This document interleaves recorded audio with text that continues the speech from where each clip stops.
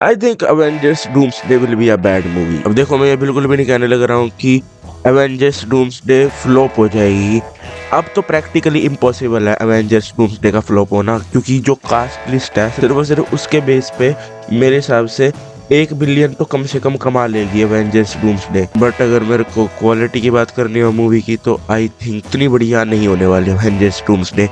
खास करके जब मैंने जो नया लीक हुआ है ट्रेलर एक्समैन का वो देखा, तब मुझे ऑलमोस्ट पता चल ही चुका है कि they are going full anxiety mode कि हाँ, हमने रूसो ब्रदर्स को बुला लिया, अब एक्समैन भी आएंगे with practically no buildup. So buildup का अगर मेरे को तुम लोगों को एग्जांपल देना हो, काफी ज्यादा आसान है।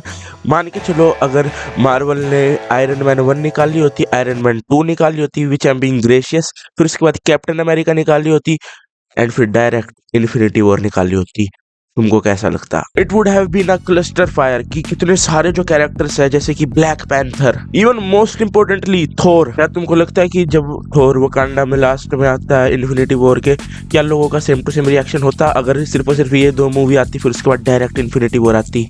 नहीं, लोग पूरे के पूरे इन्वेस्ट हो रखे थे इस पूरी फ्रेंचाइज के अंदर, लिटरली रिलीजियसली फॉलो करने लग रहे थे इनके जितने भी कैरेक्टर्स हैं उनको। एक एमसीयू ने ना भाई काफी सारे लोगों को कॉमिक बुक फैंस बनाया है मेरे हिसाब से। एक बिफोर एमसीयू मैं खुद कॉमिक्स को सिर्फ और सिर्फ चंपक और वो जो हिंदी वाली जो आती थी ना, उनको ही मानता था मैं, ये कॉमिक बुक्स है भाई। फिर मैंने एक दिन बैटमैन हू लव्स पढ़ी और मेरी जिंदगी चेंज होगी। लेकिन हाँ, तो शायद ये मैंने थोड़ा सा बढ़िया एग्जांपल दिया हो ऑफ बिल्डअप, और बल्कि जो कि अभी अवेंजर्स को मिला है ना पूरे का पूरा बिल्डअप, मैं मानता हूँ कि एक्समैन उससे ज्यादा बिल्डअप डिजर्व करते हैं। लेकिन अगर मैं तुमसे पूछूं कि एक्समैन का स्टेटस को क्या है, एक्समैन अभी कहाँ पर है, तुम्हारे पास जवाब नहीं है, क्योंकि एक्समैन के भी खुद 2-3 यूनिवर्स अलग से दिखा रखे एक्समैन की मूवियों में। लाइक इतने सारे यूनिवर्सेस दिखा रखे एक्समैन के, और एक में भी उनको अच्छी तरीके से अडेप्ट नहीं किया मेरे हिसाब से। नहीं, एक्समैन की स्टार्टिंग वुल्वरीन से और एंडिंग भी वुल्वरीन से नहीं होती, और वो जो डीप हेट्रेड जो कि लोग फील करते हैं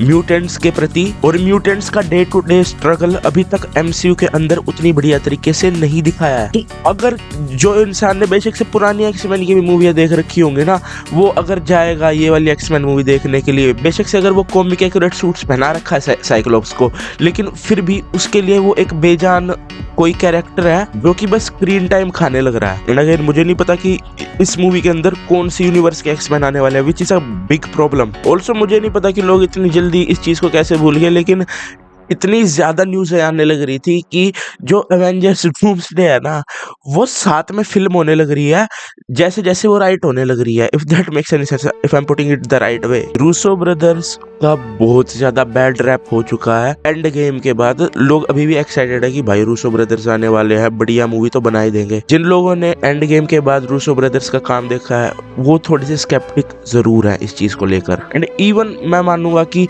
रूसो ब्रदर्स ने काफी सारी चीजें मूवी के अंदर एमसीयू की खराब करी थी, जैसे कि हल्क का पोर्ट्रेयल जो कि उन्होंने इन्फिनिटी वॉर में और एंड गेम में करा था। भाई इतनी आसानी से थैनोस नहीं हरा सकता हल्क को। लेकिन नहीं, वो तो पुरानी बातें होगी। लेकिन हाँ, मुझे अभी और एक्समैन के बारे में बात करनी है।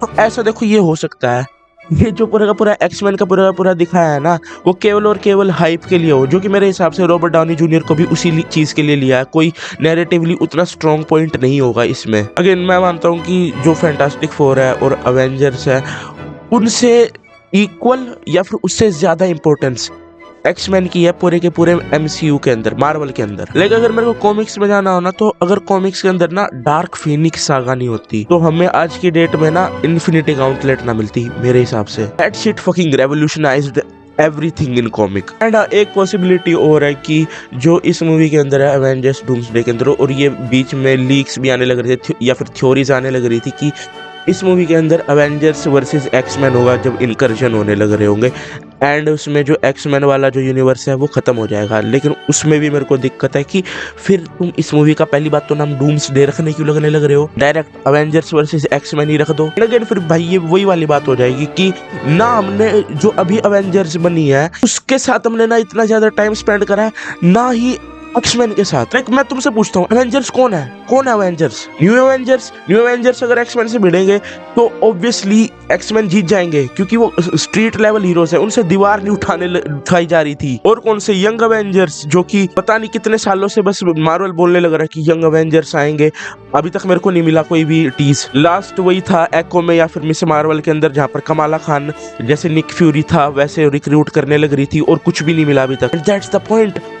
मार्वल ने इतने ज्यादा प्लॉट पॉइंट्स छोड़ रखे हैं in favour of a big event, जो कि वो भी उनसे नहीं हुआ जा रहा। भाई मैंने एक्समैन तो बहुत बड़ी बात कह दी, तुम मेरे को ये बता दो कि अभी यंग एवेंजर्स कहाँ पर है? किसी को नहीं पता होगा। एंड उससे भी बढ़िया चीज, एवेंजर्स कहाँ पर है मुझे भी नहीं पता। एंड है कौन एवेंजर्स? लोग बातें करते रहते हैं कि टॉम हॉलैंड का स्पाइडरमैन अब लीड करेगा एवेंजर्स को, डॉक्टर स्ट्रेंज करेगा, कुछ लोग बोलने लग रहे टोबी मैगवायर का स्पाइडरमैन ही आ जाएगा लीड करने के लिए। लेकिन है कहाँ पे एवेंजर्स? थोर का पूरा कैरेक्टर आर्क बर्बाद कर रखा है लव एंड थंडर के अंदर, अब उसको इमोशनल ट्रेलर देने लग रहे हैं।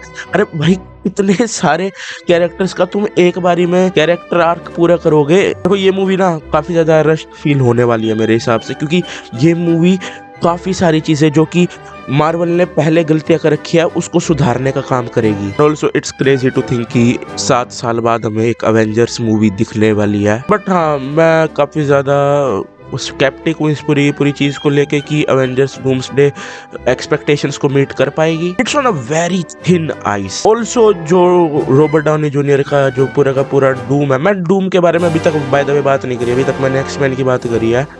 डूम का कुछ भी बिल्डअप नहीं है। डूम एज अ विलन काफी ज्यादा कॉम्प्लेक्स है, one of the best villains है मार्वल का। एंड अभी तक लोगों को ये नहीं पता है कि डूम की बैक स्टोरी क्या है एमसीयू के अंदर, जो कि केवल और केवल मूवीज देखते हैं। एंड अगर तुम उसको बिल्डअप मानते हो जो कि फैंटास्टिक फोर में दिखाया है कि डूम का भाई मास्क दिखा दिया, then god help you man. And also शायद लोगों की ना मेमोरी काफी ज्यादा ना कमजोर सी होने लग रही है, क्योंकि तुम लोग ये वाली चीज भूलने लग रहे हो कि मार्वल ही वो कंपनी है जिसने फेज 4 और फेज 5 बनाया। तुम्हें पता है कि फेज 4 के अंदर कितना सारा कंटेंट आया था और उसमें से कितना ज्यादा बेकार था। She Hulk was the worst thing that I have ever seen. Quantum mania की मुझे नहीं लगता अभी भी कोई बात करता होगा। I mean I was hyped for that movie man. The Marvels.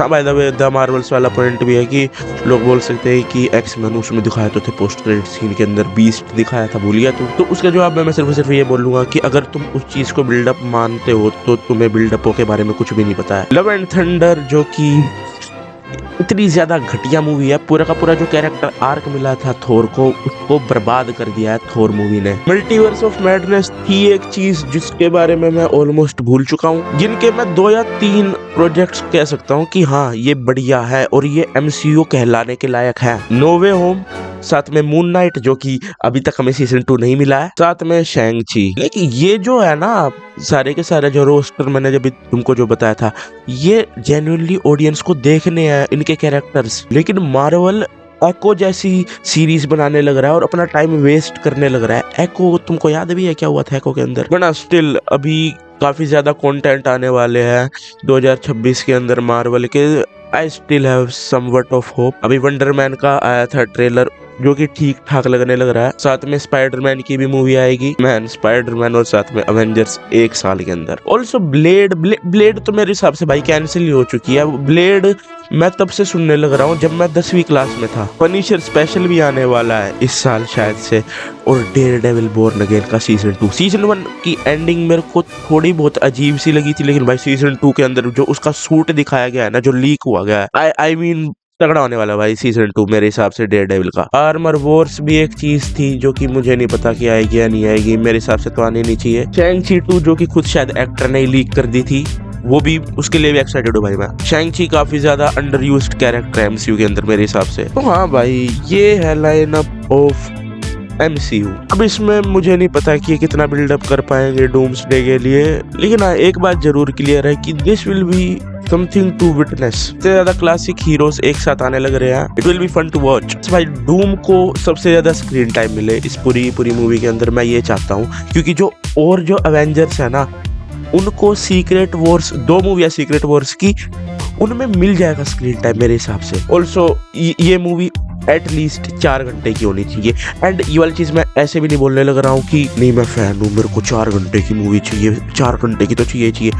It's necessary. जितने सारे कैरेक्टर्स हैं उनको इक्वल स्क्रीन टाइम तो मिल ही नहीं सकता, और ये 3 घंटे और खासकर कि 2 घंटे में नहीं हो पाएगा। बाकी मैं दिस वाज अबाउट इट। तुम मुझे अपने थॉट्स बताओ इस पूरे ट्रेलर के फियास्को के बारे में। मैं मिलता हूँ तुम्हें अगली वीडियो के अंदर, और मैं स्ट्रेंजर थिंग्स का रिव्यू नहीं बनाऊंगा, उसके ऊपर भी मैं वीडियो बनाऊंगा कि मैं स्ट्रेंजर थिंग्स का रिव्यू क्यों नहीं बनाने लग रहा हूँ। It was disappointing, spoiler alert. तो हाँ, अगर तुमको यहाँ तक वीडियो पसंद आए तो like share subscribe. Bye bye.